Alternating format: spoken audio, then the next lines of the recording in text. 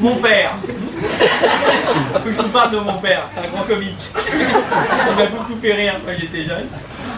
Alors mon père, il voulait être riche. Alors il s'est dit, je vais faire chef d'entreprise. Mais comme il savait ni lire ni écrire, alors il a fait 11 enfants.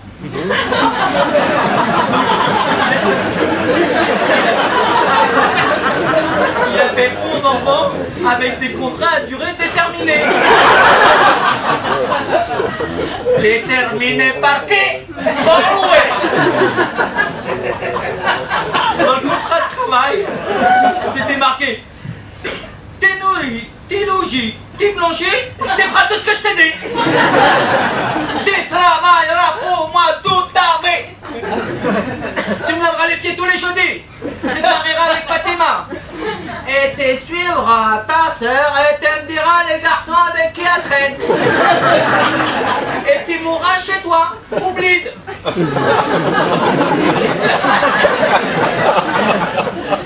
Et tu construiras pour moi mon outil.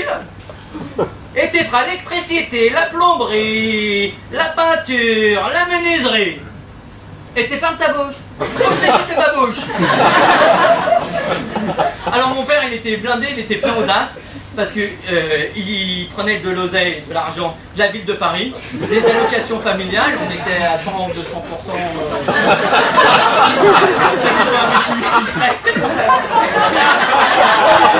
Il s'arrole un peu avec Moché.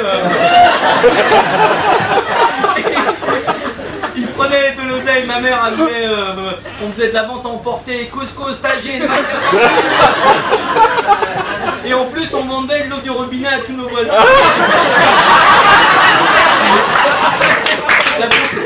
La fontaine, c'était 20 km. Donc mon père, il était blindé. Et je vais le voir, j'ai dit, papa, t'as pas un franc pour acheter des bonbons? Mon père, il me dit, tu as quel âge mon fils? Et je lui dis, j'ai 4 ans. Il me fait, à 4 ans, tu crois encore au Père Noël? Il me fait, qu'est-ce que tu veux de plus? T'es nourri, t'es logé, t'es blanchi. Tu vas faire faillite à la maison, quoi. Allez, va-t'en à dérange-moi ça. Ça veut dire, je traduis, pourquoi t'existes, va-t'en, à quoi tu sers. Alors un jour, mon père, je sais pas ce qu'il lui a pris, comme s'il avait touché le jackpot, tu vois. Et il nous emmène avec mes deux frères, Nasser, Ismaël et moi. Il me fait, ben venez, je vous emmène au cinéma. Et c'était pour voir l'Odyssée sous les mers, film à grand spectacle, on va au cinéma. Et à cette époque-là, les mecs au cinéma, c'est pas comme maintenant, hein, y a plus personne. À l'époque, il y avait un mec en costard avec un nœud pape et des gants blancs, il t'accueillait comme si t'allais à l'opéra, il y avait un orchestre avant de jouer, tu vois le film, tu vois. Et le mec, il est là, il prend mon père, il prend les billets, bien sûr, elle essaye de gratter, il sort les papiers, allocation, un tel. Il a ramené un dossier en direct. Il m'aurait dit qu'il voulait acheter le cinéma.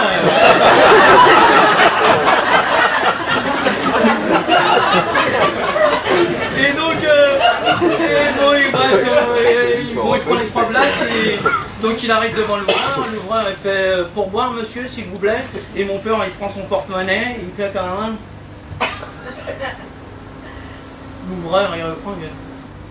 Mais qu'est-ce que vous voulez que je fasse, monsieur, avec 1 centime?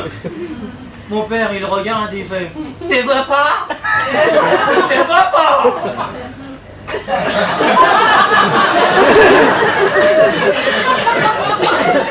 Je travaille pas pour toi, je travaille pour moi. Et moi j'étais là avec mes frères et avec mes 2 frères, on s'est sauvés, on dit la honte, oh là là, c'est quoi cette embrouille? Et une autre fois on revenait du bled d'Algérie, on atterrit à Orly, on va pour prendre le taxi. Noir de monde, la queue immense, tu vois, et mon père a dit viens, suivez-moi. Et tu vois, il commence à doubler tout le monde. Et il y en a un, il lui dit mais monsieur, il faut faire la queue comme tout le monde. Mon père, il se retourne, il dit tu veux que j'y fasse là? J'ai travaillé 11 ans à la ville de Paris, 11 ans chez Renault, 11 ans chez Peugeot, j'ai fait 11 enfants, tu veux que j'y fasse là?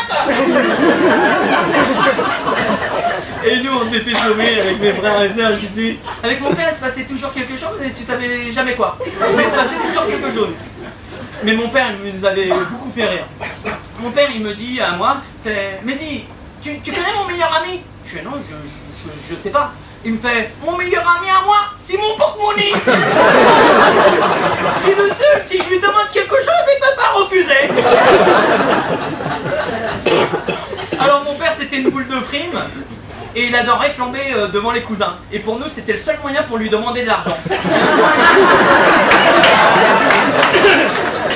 un jour, il était là avec les cousins et tout ça. Je vais le voir et tout. Je fais, papa, t'as pas un franc? Il regarde les cousins et il me dit, mais bien sûr. Il sort le porte-monnaie.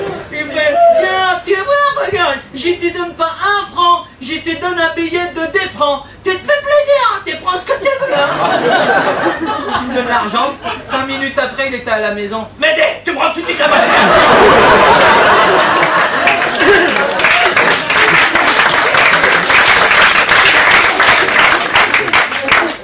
Et une autre fois, je rentre le soir, mon père il m'attendait, là, j'allume la lumière. Il me fait, qu'est-ce que t'as fait? T'allumes t'éteins, t'allumes t'éteins, t'allumes t'éteins. Mouloud il arrive, il allume l'éteint. Marie il arrive, il allume l'éteint. Sarah elle allume l'éteint. Oh, c'est la discothèque ici. Tu veux faire faillite à la maison? Tu travailles pour l'IDF? C'est ça, tu travailles pour l'IDF. Oh là là. Alors, mon père il voulait faire des économies surtout des économies. Et un jour, il y avait un rendez-vous avec un commercial qui vient à la maison pour lui vendre une assurance vie. Et je me suis dit, le mec qui rentre à la maison, je me suis dit, s'il lui retire 1 franc, le mec il va être riche, hein, c'est obligé. Hein. Et j'étais là, ils vont dans le salon et moi j'écoutais. Et le commercial il dit donc, monsieur Alaf, si vous arrive un accident, décès, invalidité, donc si vous payez 50 francs par mois, si vous arrive quoi que ce soit, vous allez toucher 50 000 francs. Et mon père il dit, ah c'est bien, hein, c'est très bien, c'est quand j'y touche les 50 000 francs. Et le commercial il fait, non c'est pas vous monsieur Alap, c'est vos enfants, votre femme et vos enfants. Et il fait, ah, tu es pas bête toi, hein, c'est moi qui paye et c'est les autres qui touchent. Alors le commercial il fait, oui c'est exactement ça monsieur Alap, si vous arrive un accident, vous êtes amené à mourir, c'est vos enfants qui vont toucher. Et mon père il regarde, il fait, si moi j'y meurs, moi j'y meurs pas, c'est toi qui vas mourir.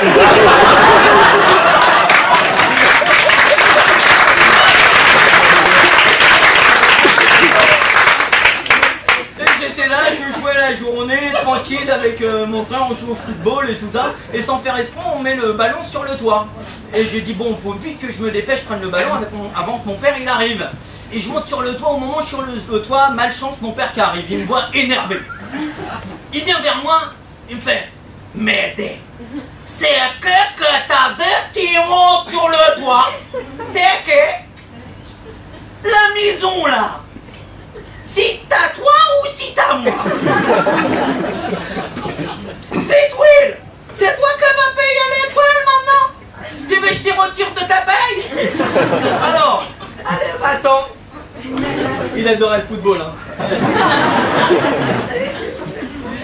Mais le pire pour nous, ça c'était rien. Le pire pour nous, c'est le jour où on l'a vu arriver, mon père, avec des ciseaux et une tondeuse. Oh là là. Mais allez, assieds-toi. C'est quoi la couteau? C'est quoi la coupe que tu veux? Alors, ce qu'il faut savoir, c'est que mon père, pendant qu'il nous coupait les cheveux, il regardait à la télévision Fernandel et Bourvil. Alors je lui dis, moi tu me coupes pas trop court parce que c'est les années 70 que je puisse faire le brushing, tu vois. T'as une tête, t'as un ballon de rugby, on dirait. Je fais, pas t'inquiète pas. Et tu vois, il commence à couper les cheveux et tout. Je fais, aïe, aïe, aïe. Et il me fait, c'est rien, je t'ai aidé. Aïe, aïe, aïe. C'est rien, je t'ai aidé. Aïe, aïe, aïe. Mon oreille. Je sais. Mais pourquoi tu bouges? C'est qui t'a dit que tu bouges? Bah ouais, mais je bouge, c'est normal, c'est la vie. Dans la vie, il faut bouger, tout le monde y bouge.